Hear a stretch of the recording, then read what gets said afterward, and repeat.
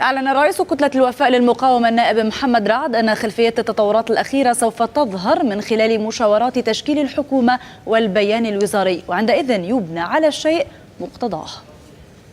نقرأ في تسمية الرئيس المكلف الذي بدت المؤشرات من أول تصاريحه بأنه مترفع عن الفئويات وينتمي حسب ما قال إلى كتلة الوطن، وأنه منفتح على الجميع ويريد التعاون مع الجميع ويحرص على تحقيق المصلحة الوطنية العليا. ولذلك نحن ينبغي أن